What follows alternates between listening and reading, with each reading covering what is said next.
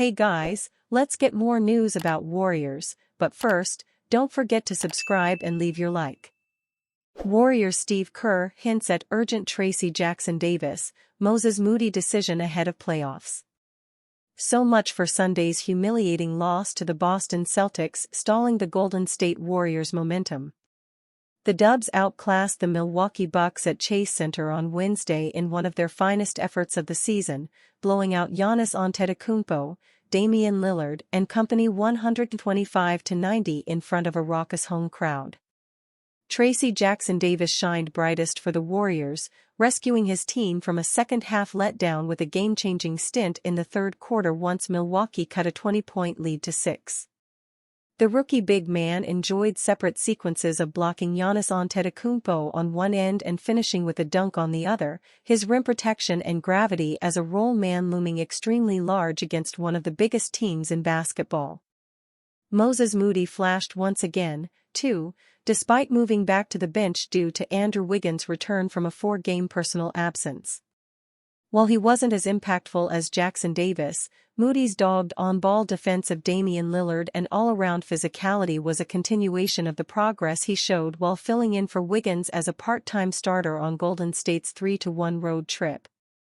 Moody had already earned a lasting spot in the Warriors' rotation, taking all of Dario Saric's minutes against Milwaukee. But Jackson Davis, who got off the bench ahead of Kevin Looney after intermission, is also now in line for a regular nightly role, the most significant aspect of a major, imminent personnel shift Steve Kerr discussed after the game. "There's gonna be matchups where we need Looney," he said. "I know I can trust him, but we gotta get Tracy more minutes to get him ready for the playoffs. He needs reps, he needs more time. You can see what he did tonight. He has an ability to finish and to block shots that gives us a different look, so we decided to ramp up his minutes and slide Moses into a bigger role as well. Those guys were both fantastic tonight, I thought." Kerr has maintained all season that he would prefer to play a 10-man rotation. He's gone 11 deep often of late, though, an acknowledgement of his team's rare depth amid its stunning midseason turnaround. Don't count on that continuing as the stretch run of 2023-24 dawns. It'll more than likely be 10. "It's hard to play 11, Kerr said of the Dubs' rotation. "I know we've been playing 11, but if we're gonna ramp Tracy's minutes up, then it's more likely gonna be 10. We'll just try to mix and match. We feel like we've found some combinations. We're 3/4 of the way through with the season, so we've got a pretty big sample size of the different combinations out there. I think we're in a good spot now where we're able to put together the starting group, which has done a great job here the last month or so, and a second group now that we're fully healthy with a lot of really talented players. You saw that tonight, the bench was terrific. Golden State's starting 5 is set in stone. So are reserve roles for Klay Thompson, Chris Paul and Gary Payton too. With Jackson Davis and Moody primed for regular minutes going forward, that leaves Looney and Saric on the outside looking in at the Warriors' rotation. Size, or lack thereof, has been an issue for the Dubs throughout the season.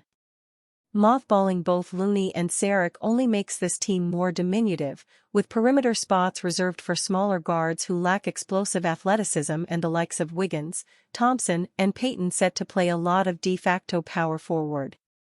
Draymond Green and Jackson Davis comprise the shortest center duo in basketball. Needless to say, Golden State will need to play bigger than its collective height and weight to offset Looney and Saric moving to the bench. It's not like those guys are elite rim protectors or high-flying alley-oop finishers, though. The Warriors can account for their absence by making multiple help efforts while flying around defensively and all 5 players committing to cleaning the glass, a challenge Green suggests will be made easier by their depth assuring no one is stretched past his physical limits. "I think Steve is doing an incredible job of not only monitoring minutes, but finding the right combinations to make those minutes as powerful as they can be," he said. "It's on us as players that when you're out there you give everything you got. Don't take plays off, because you're not playing a bunch of minutes anyway. I think that's one of the beautiful things about this," Green continued. Everybody, when you're out there on the court, you should be flying around and jumping off the wall because you're not playing a million minutes, so give everything you got when you're out there. Warriors' Gary Payton too reminds NBA of Tracy Jackson Davis, warning they're regretting it. Tracy Jackson Davis was not at all a slouch back when he ravaged the Big Ten Conference with the Indiana Hoosiers. He was always a threat to everyone in college basketball. So, it came as a shock to him and to many that he fell a lot in the 2023 NBA draft. Now, he has kept that chip intact on his shoulder and even had an insane game against the Giannis Antetokounmpo-led Milwaukee Bucks. This awesome performance turned the head of Gary Payton too. When asked about a certain social media post by Tracy Jackson Davis, Gary Payton too had a very simple response, via Warriors on NBCS. "I promise you, they're regretting it now because he's playing like a third year. He's picking up things a lot, and when, you've got the greatest on your side, it's kind of easy to fall in line and get a feel of how OGs play," he declared. The tweet shown to the Warriors guard was one posted during the night of the 2023 NBA draft. "Y'all will regret it. I promise you," were the words of the aspiring draftee before he landed with the Warriors. Since then, he has been on an upward trajectory due to the help of Steve Kerr along with other coaches and teammates. Payton added that there was something different that set TJD and other Warriors young guns apart. "He understands and he knows who to get the ball to and how to protect each other's backs. He's learning every day and going uphill. It's great to see that from all our young guys," he said. All of his efforts and psychotic work ethic are now slowly paying off as the Warriors inch closer to the postseason. Giannis Antetokounmpo was doing the best that he could to close the huge gap between the Bucks and the Warriors.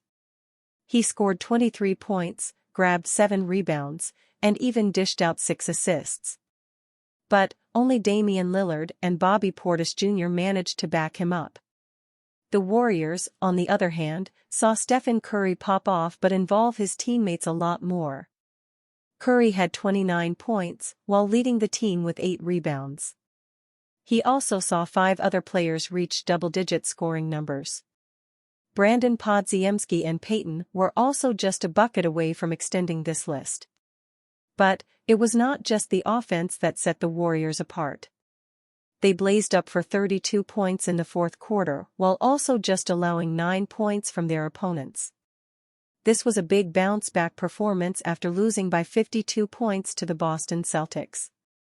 Warriors, Bob Myers' Chase Center return takes heartwarming twist with Dubs' surprise. On Wednesday night, the architect of the Golden State Warriors dynasty, former general manager Bob Myers, was in attendance for the Dubs' heavyweight matchup against the Milwaukee Bucks at Chase Center. To no one's surprise, Myers received a rousing ovation from the Warriors fans and a loving welcome from the franchise he helped lead to great heights, with the team preparing a tribute video for their former executive. But more than the Warriors franchise also got in cahoots with Myers' daughters, with Kayla, Annabelle and Rosie holding signages showing love to their father with the Larry O'Brien Trophy displayed in the middle. For Bob Myers, being the chief executive of the Warriors team that blossomed into one of the best franchises in the NBA is one of his life's greatest works. But as a father, there is nothing that will make him more proud than to see his daughters grow healthy and grow happy. So for him to see his daughters play a huge part in making his Chase Center return special? That will make his eyes well up with tears. Now, Myers is in a different juncture of his career as an executive. He left the NBA entirely following his departure from the Warriors in 2023, taking up a position with ESPN's to be a host on their NBA Countdown show, but then Myers pivoted to an advisory role in the NFL, helping the Washington Commanders in their search for their new head coach this offseason. The Warriors faithful remain grateful for Bob Myers' contributions to the franchise since he became the team's assistant general manager in 2011.